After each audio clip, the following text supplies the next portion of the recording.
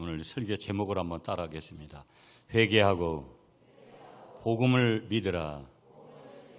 한 번 더 큰 소리로 회개하고 복음을 믿으라.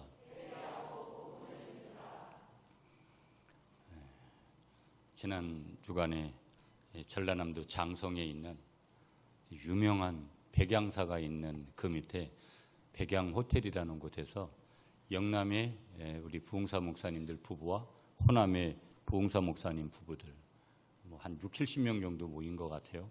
그렇게 모여서 영원한 부부 수련회를 했습니다.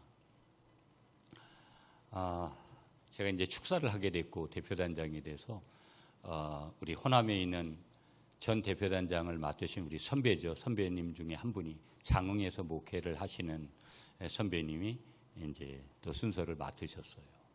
그분이 나오셔서 약간의 자기 간증을 하는 거예요. 자기가 어떻게 목사가 됐는지를 소개를 했는데 하나님께서 지금은 아마 뭐 이단이다 뭐 그렇게 이야기를 하는데 경기도 포천에 가면 할렐루야 기도원이라고 있습니다. 제가 역시 저도 거기에 가서 오랫동안 또 있기도 하고 그랬는데 그때는 그 할렐루야 기도원에 사람들이 이제 병원에서 내놓으신 오늘 내일 하시는 분들이 거의 대부분 이제 거기에 와서 계셨어요. 긴 스토리는 빼고 이분의 핵심이 뭐냐면 그분이 이제 할렐루야 기도원에 가서 이제 하나님 앞에 그 자기의 소명에 대한 것들을 거기서 점검을 받고 하나님이 자기를 목회자로 부르셨다라는 것을 확신하고 그 다음에 이제 목회의 길을 가게 되어졌다라는 거예요. 여러 가지 할 얘기들이 많이 있지만 중간 과정 생략하고 그런 거였어요. 그분이 그런 얘기를 듣는 순간 제가 그랬죠. 그 다음에 아이고 할렐루야 기도원 동기가 여기 있다고. 저도 마찬가지로 그곳에 가서 제 생명이 거의 그때 저는 지금도 언제든지 어떤 제 물질이나 어떤 것에 대해서 항상 바칠 수 있는 준비는 그때의 결단이었다고 생각합니다. 그때 저에게도 여러분 뭐 직장 생활하는 사람들 아파트 평수 늘려가고 뭐 그런 거 아니겠어요? 저도 맨 처음에 여러분 도량 이동에 가면 삼주공 아파트라고 해서 지금도 있는지 모르겠어요. 한 열 몇 평밖에 안 되는 아파트를 처음 저희 부부가 살아본 데가 거기거든요. 그리고 저희가 이제 마지막에 신학을 하기 전까지는 원호에 가면 사무 아파트라고 지금도 있습니다. 보면 그 아파트에 살다가 제가 신학을 하고 제가 맨 처음에 이제 국민시민교회를 갔어요. 그런데 언제 물질에 대한 것들이 좀 해결이 됐냐면 그때였어요. 모든 것들을 다 드릴 수 있는 준비가 항상 그때부터 지금까지 그건 변함이 없다고 생각을 하고요. 그 물질에 대한 것들만이 아니라 그 모든 것들이 거기에서 아주 귀중하게 좀 결론이 나버리는 그런 순간이었습니다. 물론 지금까지 또 그 생각이 바뀌어지고 그런 것들도 있겠지만 큰 틀에서는 변함없이 사람들이 지금도 큰 태풍이 올라온다고 해서 걱정들을 하고 염려들을 하고 태풍만 걱정하는 것이 아니라 태풍처럼 느껴지는 우리의 삶의 자리에 여러 가지 요소들 여러분들도 지금도 말 못한 고민을 가지고 예배에 나왔지만 예배가 기쁨이 있고 예배가 뭔가 활력이 있고 그런 것보다는 근심이 여전히 염려가 나를 여전히 짓누르고 있는 그런 일들이 얼마든지 있을 수 있는 것이죠. 그러나 여러분 분명한 사실은 뭐냐? 저와 여러분들이 그런 모습으로 산다고 해서 그 모습을 첫째는 하나님이 기뻐하시지 않고 그 두 번째는 그 모습 그대로 살아간다고 한다고 하더라도 그 문제는 절대 그런 모습 속에서는 해결될 리가 없다라는 거. 그러므로 주님 앞에 모든 것들을 맡기고 주님이 주시는 그러한 은혜를 받을 준비를 하는 그런 여러분들이 되시기를 축복합니다. 많은 사람들이 여러분 이제 종교 생활을 하고 종교인이 돼버렸습니다. 한국 교인들의 상당수가 종교인이라는 것이 이 코로나를 통해서 드러났습니다. 참 신앙인을 찾는다는 것이 매우 어렵다라는 것을 짐작하는 리더십에 있는 위치에 있는 사람들도 또 일반 성도들도 그러하다라는 사실을 은연중에 우리가 보게 되는 그런 일들이 이 코로나를 통해서 분명히 우리에게 보여지고 있고 또 보았고 볼 것입니다. 교회는 양으로 충분하게 그렇게 되어지는 것들보다는 많은 목사님들도 목회의 방향을 목회의 건강, 교회의 건강, 건강한 교인을 얼마만큼 만들어낼 것이냐의 어떤 숫자적인 성장보다도 그런 것에 초점을 더 크게 맞춥니다. 오늘 나의 삶에, 나의 마음에 질문을 해본다면 내가 가장 소중하게 여기는 것이 뭘까? 여러분의 재산 목록 1호가 뭡니까?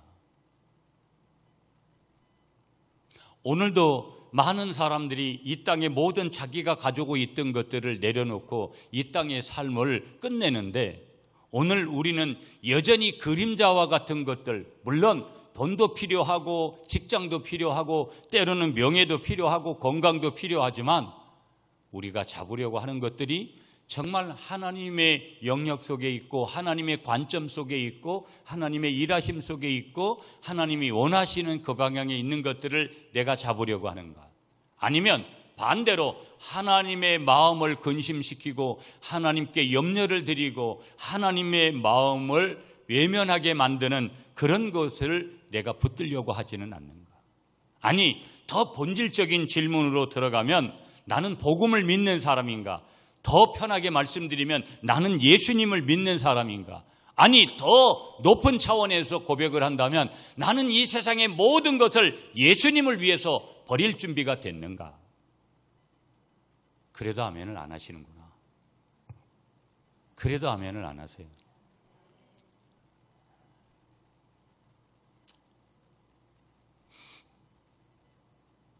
정말 그런 준비들이 우리 속에 돼 있는가? 내가 어떻게 생각을 하고 있던 내 인생의 최고의 위치에 예수님이 계시지 않는다면 여러분의 인생은 그렇게 화려하지도, 여러분의 인생은 그렇게 대단한 인생이라고 그렇게 절대 자화자찬은 할지 몰라도 그렇게 평가받을 수 없습니다. 오늘 이 아침에 여러분들을 축복합니다. 회개하고 복음을 믿으시는 여러분이 되시기를 축복합니다. 회개하고 예수님을 믿으시는 여러분이 되시기를 축복합니다. 회개하고 하나님을 바르게 믿는, 건강하게 믿는 여러분이 되시기를 축복합니다. 예수님은 그리스도시죠. 그리스도는 지금 오늘 본문에도 보니까 갈릴리를 복음 전파의 첫 대상으로 삼으셨습니다. 예수님이 복음 전파의 첫 대상으로 삼으신 곳이 어디라고요? 갈릴리라는 거예요. 여기에는 깊은 의미들이 있는데요. 갈릴리는 유대 나라의 북쪽에 위치한 변방지대에 위치하고 있습니다. 그런데 이 갈릴리는요, 제국의 문지방이라는 별명을 지닌 이스라엘의 변방에 위치했기 때문에 고대 강대국의 침략에 제일 먼저 그리고 심하게 희생된 곳이 바로 이 갈릴리라는 지방이었습니다. 한때는 두로 족속에게 정치적인 흥정의 대상으로 희생되기도 했고, 열왕기상 9장 11절에 나옵니다. 또 기원전 700년경에는 아수르가 북이스라엘을 정복할 때 수많은 이방 민족들을 그곳에 이주시켰던 고로 내륙 읍내 사람들은 갈릴리인들을 어떻게 취급했느냐? 이방 오랑캐의 혼혈인들로 그 사람들, 이 갈릴리 사람들을 업신여겼습니다. 그 갈릴리 지방에는 갈릴리 바다라는 큰 호수가 있는데요. 그래서 어업이 발달하고 사람들의 기질이 어떠냐면 호탕합니다. 그래서 제국의 반기를 들 때, 이 유대인들이 로마의 반기를 들 때 대개 사람들은 다 어디 지역의 사람들이었느냐? 갈릴리 사람들이었습니다. 갈릴리 지역 사람들. 그래서 성경은 이 갈릴리 호수를, 저도 여러분 그 갈릴리 호수에서 성찬치 가고 다시 이 성지순례를 가고 싶은 그런 마음들이, 그리고 이 성지순례를 정말 진작 가보지 않은 것에 대한 후회도 좀 했는데요. 그 갈릴리 호수에, 바다 같은 그 갈릴리 호수에 큰 배 선상에서 갈릴리 호수를 바라보던, 그리고 산상수훈에 나왔던 예수님께서 제자들을 그렇게 해서 그 갈릴리 그 호수를 바라보고 그렇게 말씀하시는 그런 장면들, 그 갈릴리 호수 지금도 이 머릿속에 아주 자연스럽게 이렇게 떠오르고 있어요. 그 갈릴리 호수를 성경에는 첫째는 긴네렛 호수다 이렇게도 불렀어요. 긴네렛 호수. 두 번째는 이 갈릴리 호수를 디베랴 바다다. 호수지만 너무 호수가 커서 그 디베랴 바다라고 이렇게 지칭도 했어요. 세 번째는 게네사렛 호수다. 이렇게 갈릴리 호수를 여러 가지 다른 지칭으로도 불렸다라는 거예요. 여러분, 그런데 이 갈릴리가 굉장히 중요해요. 2003년도 6월 6일 날 저희 교회가 6월 6일 날 현충일 날 설립 예배를 드렸지만 실제는 예배는 언제부터 드렸냐면 2003년 3월 달부터 저희 가족들이 예배를 드렸어요. 상가에서. 제가 왜 이 상무 땅에 왔느냐, 우리가 지금 이 교회가 있는 위치하는 위치는 저 도로 하나를 두고 저쪽은 상무동이고 이쪽은 이문동이에요. 그런데 예전 교회는 우리가 이제 상무동에 위치해 있었거든요. 상무초등학교 옆쪽에 있는 앞면 옆으로 있는 상가 30평에서 시작을 했어요. 제가 안양에 있는 갈멜산 기도원에 가서 20일 금식을 했습니다. 2003년도 초죠. 하나님 어디로 가서 개척을 해야 되냐고. 개척은 이미 제가 1996년도에 신학대학을 갈 때부터 하나님은 저에게 개척을 허락하시는 마음을 이미 제가 받았고 저는 개척을 반드시 한다는 그런 생각을 가졌는데 2003년도에 안양에 있는 갈멜산 기도원에 가가지고 하나님 교회 이름을 달라고. 그런데 계속해서 이제 교회 이름을 확정하는 순간에 여러 곳에서 성경을 볼 때도 지나가는 사람을 통해서도 여러 가지의 한 그 지명을 말씀하셨는데 그게 갈릴리였어요. 그래서 우리 교회가 구미에 있으니까 지역 이름을 따서 구미 갈릴리 교회로 하겠습니다. 그렇게 하고 우리 구미 갈릴리 교회가 왔고 내년 6월이면 만 20년이 되는 거예요. 어떤 분들은 수시로 교회 이름을 바꾸던데 자기 이름 개명하면 또 뭐가 또 이렇게 될 것 같이 그렇게들 하던데 저는 그럴 마음이 없고요. 제가 목회할 때까지는 계속 구미 갈릴리 교회에 있는 거예요. 그래서 전에도 한번 그런 말씀을 드렸는데 이제 갈릴리라는 지명을 일반인들은 발음하기가 조금 어려워요. 그래가지고 우리 교회 처음 왔던 그 집사님 아들이 뭐라고 불렀냐면 갈릴리 교회라는 발음을 잘 못해가지고 뭐라고 지명했냐면 이렇게 불렀어요. 갈갈이 교회. 갈갈이 교회. 뭐 갈갈이 교회가 됐든 뭐 갈릴리 교회가 됐든 우리가 가지는 근본은 갈릴리 교회니까 어떤 것인지 이제 이해가 되죠. 그러니까 갈릴리는 여러분 왜 제가 이 교회 얘기까지 꺼냈냐면 예수님의 사역에 있어서 갈릴리는 절대적인 지역이에요. 여러분 마태복음에 가보시면 성경을 읽으면 1장부터 8장까지는 다 어디서 말씀하시냐면 예수님께서 다 갈릴리에서 말씀하시는 거예요. 갈릴리 지역에서. 갈릴리 호수에서만 말씀하시는 것이 아니라 갈릴리 지역에 여러 도시들이 또 있어요. 1장부터 8장까지가. 누가복음도 1장부터 9장까지가 지역이 어디냐면 다 갈릴리 지역에서요. 그러면 오늘 우리가 마가복음 1장을 시작하잖아요. 마가복음도 1장부터 9장까지 다 어디냐면 지역이 갈릴리 지역에서 예수님께서 말씀하시는 거예요. 그러니까 예수님의 사역에 있어서 절대적인 그러한 역할을 했던 지역이 어디냐면 이 갈릴리 지역이기 때문에 갈릴리는 예수님의 사역에 있어서 특별한 곳이구나 하는 것들. 자, 예수님과 예수님의 제자들도 심한 갈릴리 사투리를 썼어요. 그 심한 갈릴리 지역의 사투리를 썼기 때문에 유대의 기성 종교 지도자들은 기독교를 갈릴리 지역에서 들어온 이단으로 어떤 때는 몰아붙이기도 했어요.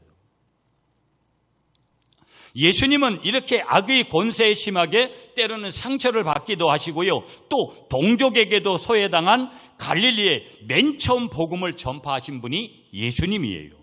일찍이 선지자 이사야는 이렇게 멸시와 천대를 받는 이 이방의 갈릴리, 이사야 9장 1절에 가보면은요, 이 이방의 갈릴리를 하나님께서 영화롭게 하신 것이라고 그렇게 예언을 거기서 하고 있는 것을 이사야 9장 1절을 통해서 확인을 할 수가 있어요. 공의와 평화의 왕으로 오신 분이 예수님인데 공의와 평화의 왕으로 오신 예수님은 이렇듯 인생 중에 가장 연약하고 추한 부류들에게 그 영생의 복음을 제일 먼저 알리시고 있고 오늘도 그 복음을 제일 먼저 알리시고 있다는 것을 본문을 통해서 우리에게 확인을 시켜주시고 계세요. 그분은 우리 인생의 주인이신데 그 주인이 제일 먼저 알리시는 지금 내용의 복음에 대해서 저와 여러분들이 오늘 주신 말씀을 통해서 한번 그 말씀에 한번 경청해 보기를 원합니다. 첫 번째, 오늘 본문이 9절밖에 안 돼요. 짧은 복음이에요. 자, 15절 말씀 여러분이 한번 읽어주세요. 본문 15절 시작.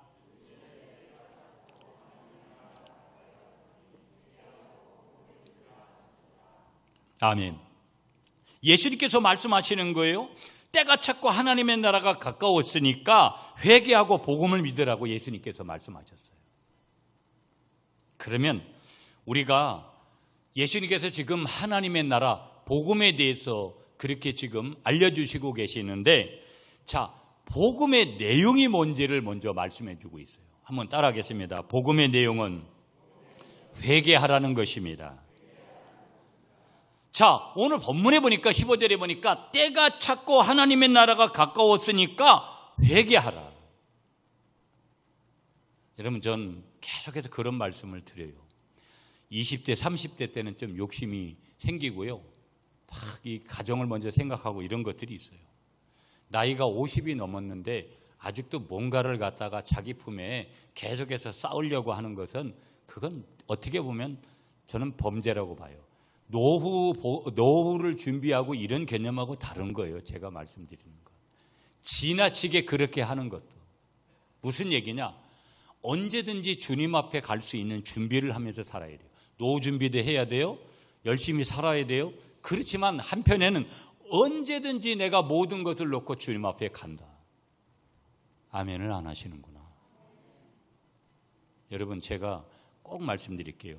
무슨 부흥회 해가지고 부흥사 들어오고 헌신 예배 왔는데 외부 강사 왔을 때 아멘하고, 그거 아주 안 좋은 버릇이에요. 자기 위임 목사님이 설교 전할 때, 설교 말씀할 때 아멘 못하면서 다른 분 오면 어디 가가지고 은혜 받는 척하고, 아주 안 좋아요. 먼저는 자기 본교회가 화려해야 되고 본교회의 반응이 좋아야 돼요. 아멘이시죠? 아니, 손님만 오면 그런 거, 그건 방송용 연예인들이 멘트하는 거고 똑같아요. 그러니까 저는 그러잖아요. 반응을 항상 잘해라. 본교회에서 잘해라. 우리끼리 있을 때 먼저 잘해야 돼요. 아멘이시죠? 그러니까 좀 반응을 제가 하라고 말씀드리는 거예요. 아멘이시죠? 예. 그래서 항상 단순하게 이렇게 준비하면서 사는 게 참 중요하다. 저도 여러분 그런 것들 많이, 저는 그런 중심에 많이 있으려고 하거든요. 어느 날 여러분, 나에게 오늘도 제가 이 컨디션이 좀 별로 안 좋아서 배가 아파가지고 지금도 조금 그런데, 여러분 배가 아파서 어느 날 병원에 가서 보니까 뭐 선생님이 암이라고 그러면, 또 시간도 얼마 안 남았다고, 여러분 제 주위에 있는 분들이, 그런 분들이 좀 있더라고요. 그래서 지금도 어느 이제 공기 좋은 곳에 선생님은 한 달밖에 못 산다는 거예요. 저런 마음이 됐을 때, 저런 선고를 받았을 때, 내가 만약에 그런 선고를 받았다면, 여러분 내가 지금 뭐 땀 흘리고 애쓰고 뭘 하려고 하는 게 그게 무슨 의미가 있습니까?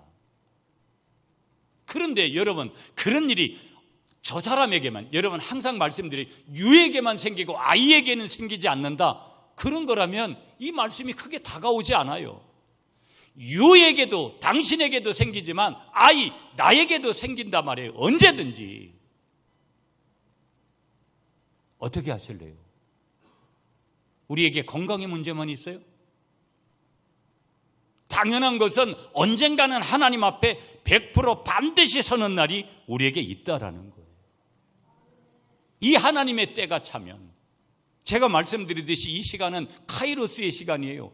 크로노스, 인간이 쓰는 그런 시간들이면서도 카이로스는 하나님의 시간이죠. 특별한 시간, 신비의 시간, 초자연적인 시간. 크로노스의 인간의 시간이기도 해요. 내가 늙어짐으로 말미암아서 때가 되어져서 가는 거. 때가 찼고 하나님의 나라가 가까웠으니 회개하라. 예수님이 재림에 오실 때가 되어졌다. 많은 분들이 그렇게 말한다면, 오늘 성경이 그렇게 우리에게 말씀하고 있음을 믿는다면, 우리가 해야 될 일은 가장 먼저 뭐냐? 오늘 말씀하시기를 복음의 내용은 뭐냐? 회개하라는 것인데, 회개가 가장 먼저 우리에게 있어야 될 줄 믿습니다. 여러분, 우리가 준비 찬양이라는 게 없어요? 그러나 우리가 예배에 이렇게 오면, 여러분 목사님들이 예배 30분 전에 오세요, 예배 15분 전에 오세요. 여러분은 어떤 타입이세요? 나는 몇 분 전에 오나요? 뭐 교사 때문에, 다른 것 때문에 먼저 오는 거 말고, 여러분 중에 나는 예배를 몇 분 전에 와서 예배를 드리나요? 예배를 준비하나요? 여러분, 예배를 준비한다는 것에 있어서 가장 중요한 것은, 여러분 우리 영성에서 가장 중요한 게 먼저 와야 될 게 있어요. 그 먼저 와야 될 것은 철저하게 모든 우상 종교도 똑같은 게 뭐냐면 비워내는 거예요. 그러니까 오늘 예배를 드리기 전뿐만 아니라 우리는 시시때때로 하나님 앞에 비우는 작업을 먼저 해야 될 줄 믿습니다. 비우지 않고 채워봤자 채워지는 것은 다 결국은 어디로 갈 수 있느냐? 인간적이고 육신적이고 죄된 곳으로 갈 수밖에 없어요.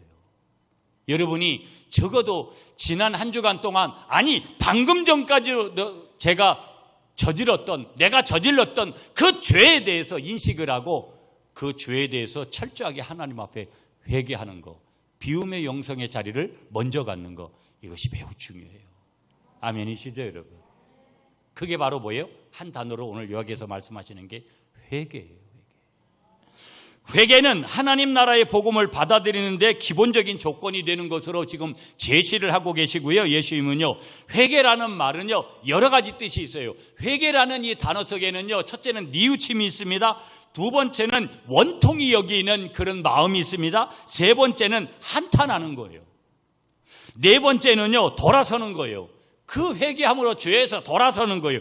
다섯 번째는요, 똑같은 의미지만 방향 전환의 의미가 있어요. 뭐에? 회개라는 이 뜻에는요. 그것은요, 뭐냐면 회개는요, 사람들이 죄인이라는 사실을 알려주는 말이에요. 내가 회개했다, 이 말은 내가 죄를 회개했으니까 나는 누구예요? 죄인이라는 사실을 알려주는 거예요. 회개하지 않으니까 유가 죄인이고 아이가 죄인인 것은 인정하지 않아요. 그래서 항상 관계가 깨어지는 게 너에게 문제가 있지 나에게 문제가 있는 것이 아니라고 보기 때문에, 너가 죄인이지 내가 죄인이 아니라고 생각하기 때문에 항상 문제인 거예요. 우리는 모두가 다 죄인인 줄 인정하시는 여러분이 되시기를 축복합니다. 아멘이시죠? 자, 예수님이 그래서 오셨는데, 예수님이 성육신 하셔서 오신 것은 죄인을 찾아 오신 줄 믿으시기 바랍니다. 예수님은 의인을 부르러 오신 것이 아니라 죄인을 구원하러 오신 줄 믿습니다. 우리가 1장을 봤는데 마가복음 2장 17절에서 분명히 제시해 주는 말씀이에요. 사람이 죄인이라는 이 사실은 어떤 특정인을 두고 하는 말이 아니라는 거. 유나 아이나 모두가 다 포함이 되는 거고요. 아담 이후의 모든 인생은 누구든지 다 죄인이라는 사실, 그것을 분명하게 우리에게 말씀하시는 줄 믿습니다. 그러므로 의인은 한 사람도 없는 것이죠. 이 땅에 사람으로 온 사람은 예수님 위에는. 그러면 우리에게 있어서 죄가 뭔가? 세 가지로 말씀드리면, 첫째는 죄가 뭐냐? 하나님을 거역하고 불신하는 것이 죄라는 거예요. 죄가 뭐라고요? 하나님을 거역하고 불신하는 거. 두 번째 죄가 뭐냐? 불법이 죄예요. 불법을 행하는 거, 이건 모든 것이 다 뭐라는 거예요? 하나님 앞에서 죄라는 거예요. 하나님이 주신 생명의 법칙을 어기는 거죠, 이 불법을 저지르는 사람들은. 세 번째 죄가 뭐냐? 선을 알고도 행치 않는 것이 죄다. 야고보서 4장 17절에서 말씀하고 있는 것이죠. 보면은요, 이런 결과 때문에 모든 인류는 아담과 하와처럼 그 생각과 행동을 쫓아서 하나님의 약속을 어기고 자유방종하게 되는데요, 그로 인해서 사단의 통치 아래에서 흑암의 백성이 되어버렸죠. 내가 예수 믿기 전에. 이 사실을 가르쳐서 하나님이 보낸 선지자들은요, 내 백성은 길 잃은 양떼다, 그렇게 표현됐고요, 그릇 행하여 제 갈 길로 가버렸다. 이사야 53장 6절, 우리가 잘 아는 말씀이죠. 근데 예수님께서, 하나님께서 우리를 사랑하셨기 때문에 예수님께서 이 세상에 오셔서 제일 먼저 선포한 초청의 말씀이 뭐냐? 회개하라. 회개해야 참 복음이 우리에게 임할 때 참 복음을 우리가 믿을 때 그 믿음을 통한, 은혜를 통한 역사가 이어지기 때문에, 그러므로 우리에게 있어서 선물은 뭐냐? 하나님이 회개할 수 있는 이 단어를 주시고 기회를 주시고 있다라는 거. 그러므로 교회에 와서 가장 먼저 해야 될 것은 오자마자 이거 하려고 붙어가지고 집사님들끼리 그렇게 하지 말고 먼저 뭐를 해야 되는 거예요? 내가 참된 회개를 하나님 앞에서, 적어도 여러분 이 예배당에 들어와서는 반드시 먼저 할 일은 회개하는 거. 하나님, 지난 주간에 이런 죄를 저질렀고 내가 대표적으로 아는 거 있잖아요. 또 내가 모르는 죄까지도 용서해 주십시오. 정말로 진실되게, 때로는 눈물을 흘리고 때로는 땀을 흘려가면서 하나님 앞에 진실되게 회개하고 마음을 비우고 우리가 하나님 앞에 나아갈 때, 여러분이 말씀을 통해서, 찬양을 통해서, 기도를 통해서 받는 은혜가 놀랍게 채워지는 것을 믿으시는 여러분이 되시기를 축복합니다. 그 죄된 길을 원통히 여기고 되돌아 서라는 거예요. 되돌아 서라. 복음은 회개를 요구하고 있다는 것이죠. 복음으로 되돌아오라는 거예요. 되돌아서 어디로 가냐? 복음의 자리, 믿음의 자리, 하나님이 원하시는 그 자리, 예수님에게로 오라고 말씀하여 주시는 줄 믿습니다. 그래서 여러분, 감리교의 창시자인 요한 웨슬레는요, 회개는 문이요 믿음은 방안이라. 한번 따라하겠습니다. 회개는 문이요 믿음은 방안이라. 방안이란 말은 여러분 우리가 자고 있는 그 방 내부 안을 얘기하는 거예요. 그러니까 우리가 여러분 방을 들어가려고 하면 반드시 여러분 우리가 거치는 게 뭐예요? 문을 통과해야 되는 거예요. 구원의 문, 우리의 유일한 구원의 문은 예수님이라고 말씀하시는 줄 믿습니다. 구원받을 수 있는 길은 오직 예수님밖에 없는 거예요. 모든 종교들이 우리에게도 구원이 있다라고 말해주자 같이 No! 성경은 그렇게 말하고 있지 않고 예수님은 그렇게 말하고 있지 않고, 그렇기 때문에 오늘 우리가 어려운 환경 속에서 여기 이 자리에 앉아 있어도 이 자리가 복된 것은 오직 예수님을 믿기에, 예수님 앞에 나아가 구원을 받는 길은 예수님을 믿을 때만 가능한 것이기에 오늘 우리는 복된 자리에, 가장 복된 자리에 지금 앉아서 그 하나님을, 그 예수님을, 그 성령님을, 삼위일체 그분을 찬양하고 예배하는 줄 믿습니다. 그러니까 문을 통과해야 방 안으로 들어가게 되어지는 것처럼 누구든지 회개의 문을 거쳐야 된다.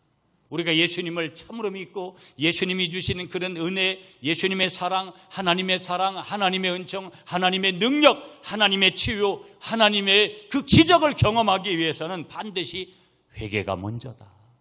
회개가 먼저다. 회개가 먼저다.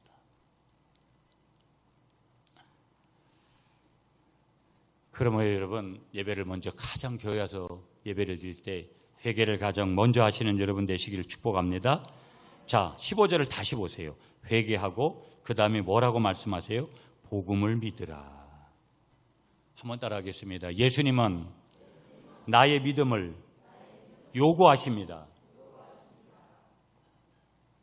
아멘이시죠? 복음을, 근데 뭘 믿으라는 거예요? 복음을 믿으라는 거예요. 그 복음은 뭐예요? 예수님이에요. 기쁜 소식이에요. 복된 소식이에요. 구원을 가져오는 소식인데 예수님을 어떻게 알아? 복음을 믿어라. 예수님을 믿어라. 한번 따라하세요. 복음을 믿어라. 예수님을 믿어라. 지금 여러분, 제가 복음을 선포하고 있어요. 예수님을 선포하고 있어요. 지금 이 자리에 선포된 복음을 믿으라는 거예요. 그렇다면 여러분은 당연히 자동적으로 뭐 큰 소리가 안 내도 속으로도 아멘 아멘 하면서 여러분이 말씀을 받아야 된다라는 거예요. 왜? 원리가 그러니까. 제가 지금 예수님을 전하고 있고 복음을 선포하고 있다면 선포된 복음을 여러분이 믿어야 돼요. 들려온 복음을 믿어야 돼요. 들려온 예수님을 믿어야 될 줄 믿습니다. 그러니까 믿는다라는 것을 다른 말로 하면 뭐예요? 받아들이는 거예요. 내가 안 받아들였다면 반응하지 않겠죠. 아무 생각 없이, 아무 반응 없이 그렇게 있겠죠. 복음은 진리의 복음이기 때문에 믿어야 된다라는 전제가 있다라는 거. 아멘이시죠, 여러분? 희망의 기쁜 소식이기 때문에, 평화의 소식이기 때문에, 하나님의 약속의 기쁨의 소식이기 때문에, 생명의 복음이기 때문에, 구원의 복음이기 때문에 믿음으로 어떻게 해야 된다? 믿어야 된다. 믿음으로 어떻게 해야 된다? 받아들여야 될 줄 믿습니다. 이 근거가 어디냐? 에베소서 1장 12절이에요. 에베소서 1장 12절. 자, 오늘 본문 15절에도 여러분 뭐라 그랬어요? 복음을 믿으라. 명령형이에요, 여러분. 명령이에요. 하나님의 명령. 선택으로 우리에게 말하고 있지 않아요, 여러분.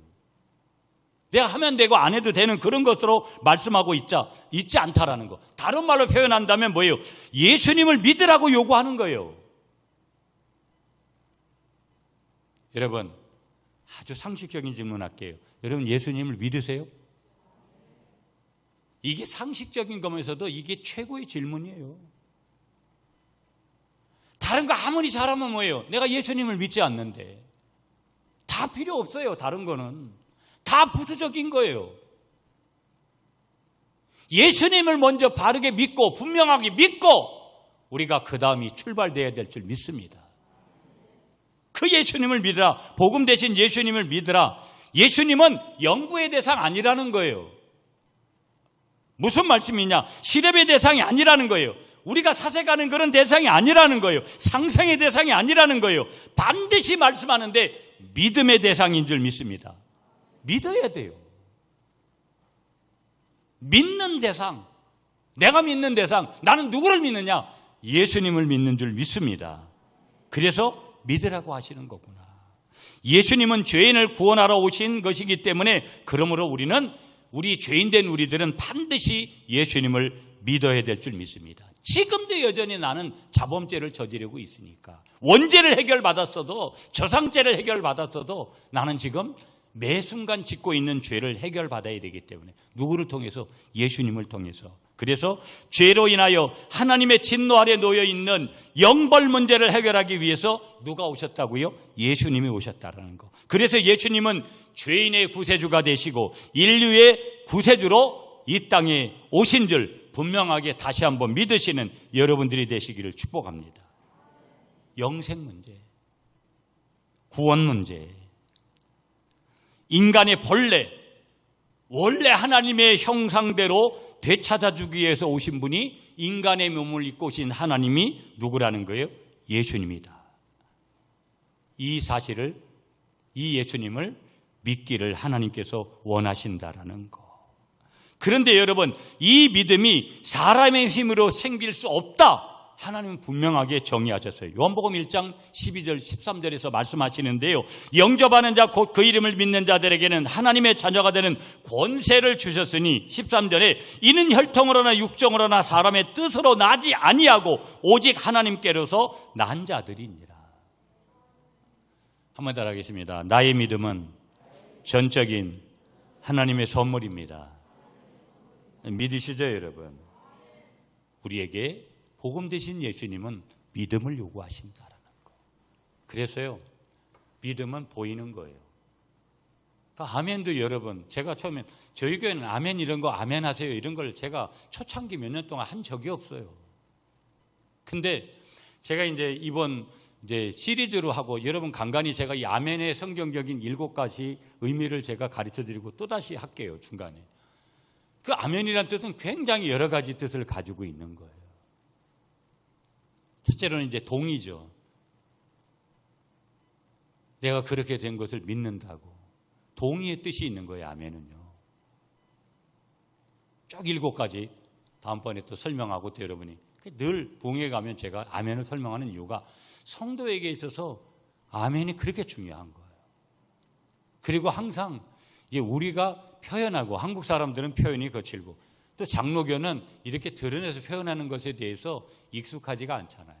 근데 그거는 어떻게 보면 잘못 가르침 받은 거예요.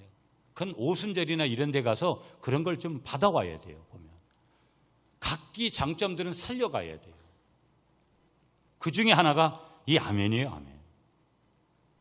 반응하는 거, 하나님의 말씀이 떨어질 때마다 반응하는 거, 이것이 얼마나 중요한지 모른다라는 거. 왜? 믿음은 선포하는 거니까. 믿음을 선포해야 돼요. 내 믿음을 자랑하는 거와 선포하는 거하고는 틀린 거예요. 내 믿음을 증명해야 돼요. 하나님 앞에 보이는 거예요. 하나님 앞에 보이다 보면 사람도 보게 되겠죠. 여러분 어떤 때 보면 야, 저 사람은 믿음이 좋은 것 같아. 우리의 인간적인 판단일지라도 그런 생각을 하게 하는 분들이 있잖아요.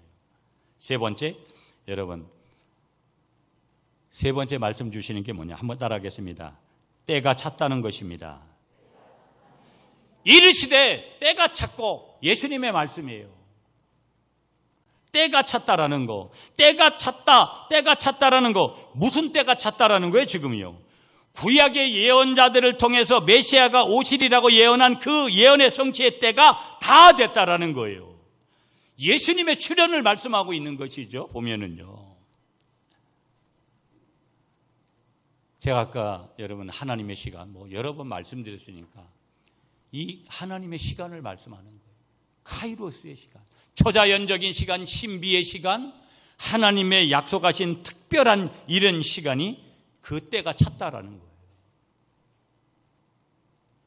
그때와 그 시는 아무도 모른다고 했어요. 예수님의 재림의 때에 대해서.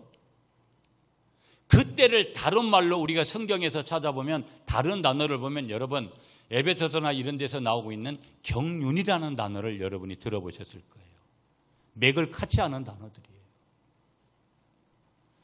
그때와 그 시는 우리 예수님 편에 분명히 속해 있는 거고 하나님 편에 있지만, 때가 찼다라고 말씀하시는 이 메시지 앞에 우리를 매일매일 세워야 될 줄 믿습니다. 무슨 얘기냐?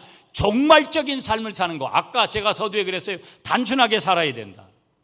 나이를 그렇게 먹고도 돈에 욕심내고, 나이를 그렇게 먹고도 막 욕심에 사로잡히고 내어놓지 못하고, 여러분 그러다가 마지막 내 생명이 끝나는 그 순간까지도 그런 걸 못 나요. 죽는 그 순간 내가 어떤 모습으로 하나님에 설 거냐?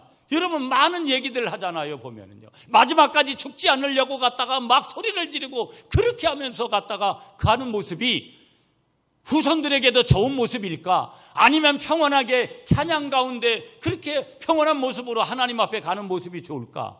여러분 전자냐 후자냐를 생각할 때 어떤 모습이 좋으냐 좋지 못하냐, 그건 묻는 게 질문 자체가 이상한 겁니다. 때가 찼다. 종말적인 신앙을 항상 가슴에 품고 살아가시는 여러분들이 되시기를 간절히 축복합니다. 자, 마지막 한 가지만 더 볼게요. 여러분 15절에서 봐야 돼요. 계속해서 이르시되 때가 찼고 하나님의 나라가 가까웠으니 회개하고 복음을 믿으라. 아까 믿음에 대한 얘기를 했지만 하나 더 우리가 덧붙인다면 복음을 받아들이라는 거예요. 다른 거 받아들이는 게 아니라, 다른 거 믿는 것이 아니라, 그러니까 나는 지금 뭘 믿나? 교회가 외형적으로 큰 거, 사람이 많이 모인 거, 그래서 사람 앞에 보이고 하루 종일 사람 앞에서 행한 거, 그게 무슨 의미가 있어요? 늘 우리가 점검해야 될 것은 하나님 앞에 있는 나예요. 믿습니까? 사람 앞에 잘못하라는 얘기 아니죠. 그러나 사람이 이기 전에 하나님이 보이지 않으면 그건 다 아무것도 아니다. 가장 최고의 위치에 예수님이 계셔야 될 줄 믿습니다. 그분께서 말씀하세요. 복음을 받아들이라. 복음이라는 것이 만 백성에게, 헬라어로는 유앙겔리온이라 그래서 복된 소식이다, 기쁜 소식이다, 죄인의 용서와 값없는 구원과 참 평화와 영원한 생명과 영속하는 기쁨을 전파하는 것인데, 그런데 기독교에 다른 이름이 있다면 복음의 종교다. 그래서 이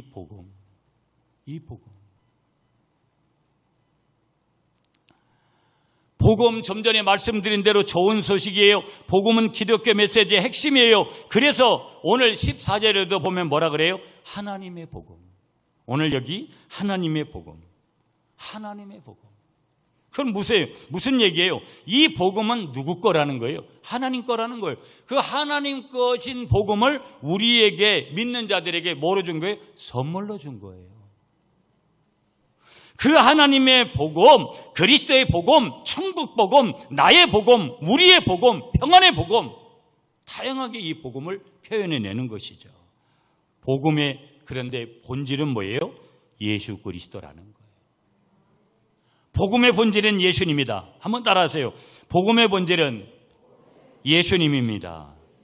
그 복음의 본질 되신 예수님께서 죄인을 구원하시려고 세상에 오시고 세상에 사시고 33년 동안 죽으시고 부활하시고 승천하시고 보좌에 앉으시고 다시 재림주로 이 땅에 오시게 되는 줄 믿습니다. 말씀 정리할게요, 여러분. 11호 태풍 흰남노인가요? 이게 북상 중이라고 아마 초긴장들을 하고, 초긴장을 하는 이유가 초강력 태풍으로 예상을 하는 거예요. 일본은 벌써 이미 대만이나 이런 지역은 피해를 당한 것 같고요. 대비해야 되죠, 여러분. 그런데 이 흰남노라는 태풍만이 우리에게 있어서 우리의 삶을 힘들게 할까요? 이 흰남노 같은 태풍 같은 일들이 계속해서 우리에게 생기는 거예요. 그러므로 이 모든 것을 돌파할 그러한 무기는 오직 복음밖에 없는 줄 믿습니다. 복음이 힘이고 복음이 우리에게 소망인 줄 분명하게 믿고 나아가시는 여러분 되시기를 축복합니다.